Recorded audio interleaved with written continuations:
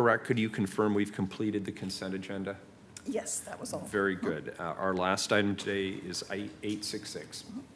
Authorize city attorney to appeal final opinion and order in Columbia Pacific Building Trades versus City of Portland Land Use Board of Appeals number 2017-001. Good morning. Good morning, Mayor. Good morning, Commissioners. My name is Lindley Reese. I'm a Chief Deputy City Attorney with the City Attorney's Office. With me today is Lauren King, also a Deputy City Attorney. We'll make some brief comments, and then if you have questions after testimony, we'd be glad to take them. In December 2016, the City Council amended the zoning code to create a new use category called bulk fossil fuel terminals. That category limits the size of new fossil fuel terminals and the expansion of existing terminals. 4 parties appealed Council's decision to the Land Use Board of Appeals. And on July 19th, 2017, they reversed the city's decision, in part because they concluded that the city's regulations were unconstitutional. The City Attorney's Office believes that there's a reasonable basis for asking the Oregon Court of Appeals to reconsider LUBA's decision. By city code, we must ask this council to authorize the city attorney to institute such an appeal, and that's why we're here before you today. Very good. Commissioner Fish?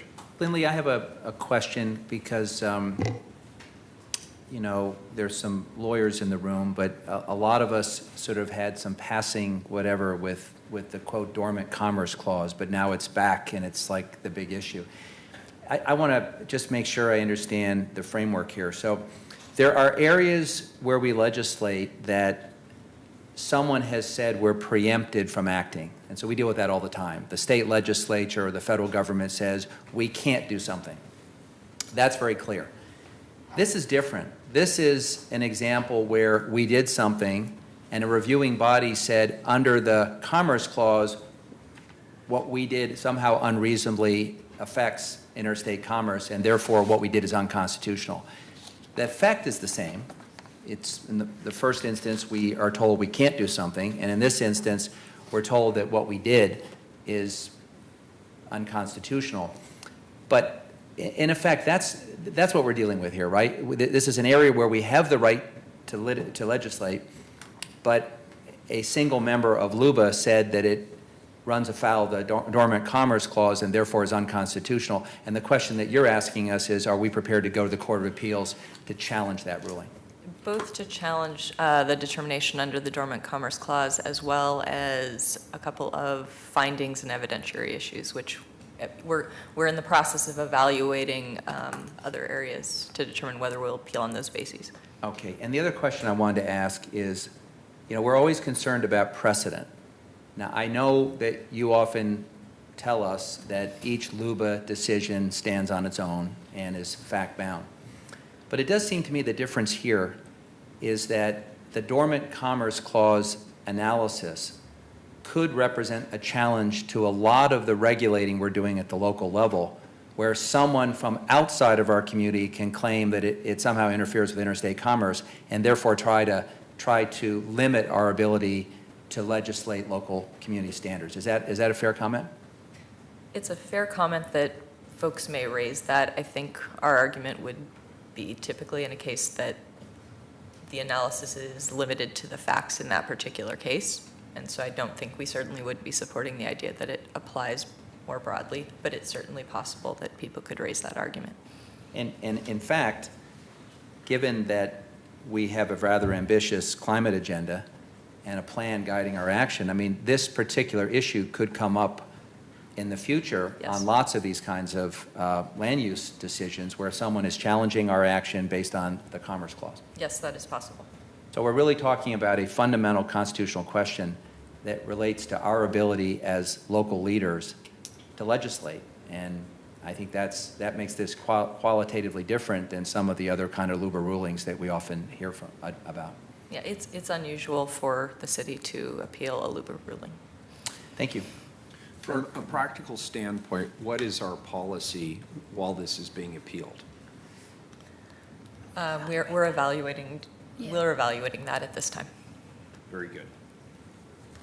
Are LUBA members attorneys necessarily? They are. Okay. They're appointed by the governor. Okay. So Commissioner Fish made reference to one LUBA member I guess, In this particular instance, there are 3 LUBA members. 2 of the LUBA members recused themselves based on family member participation in the council proceedings. And I'd just like to add the hilarious footnote that that was reported in the press as a unanimous decision. yeah, really.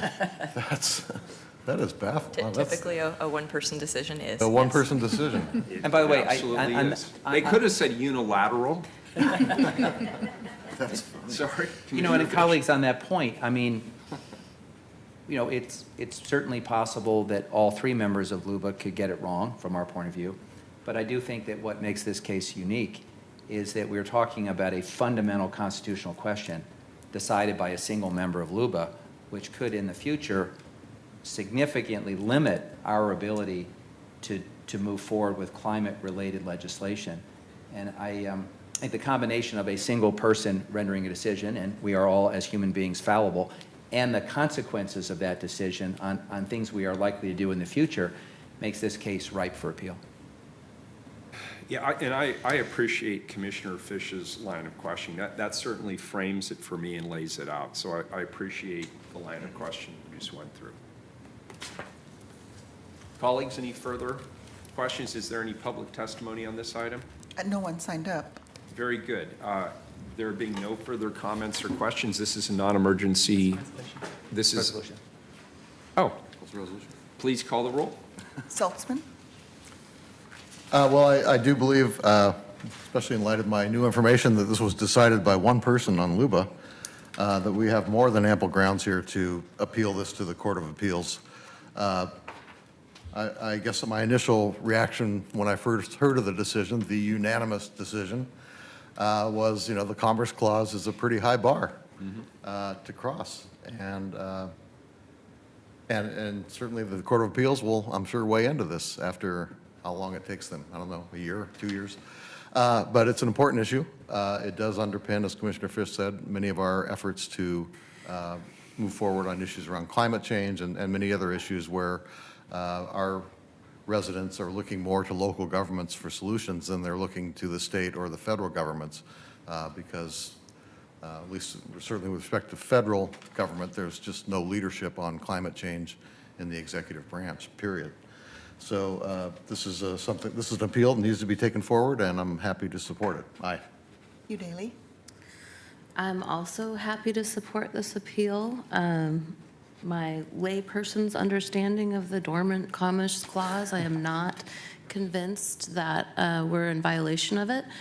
And I am also ready and willing to fight back against the state interfering in our ability to protect our environment and to protect our residents and make what we think are the best decisions for our city. We need them to set standards that protect people, not profit.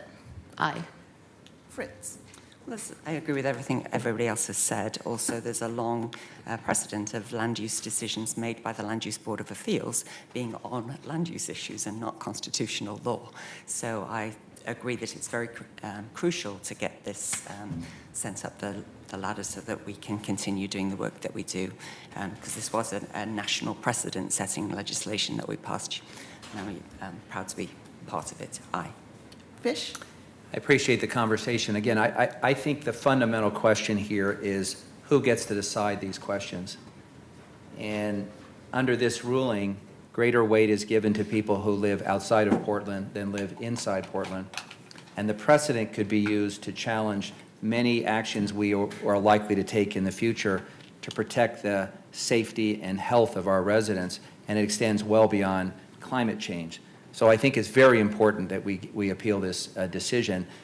It reminds me a little bit of the debate around international treaties and the resistance that we've had nationally to some treaties where we have effectively ceded our sovereignty to neutral bodies in another country, and the net result is a diminution of labor standards, environmental standards, and other things.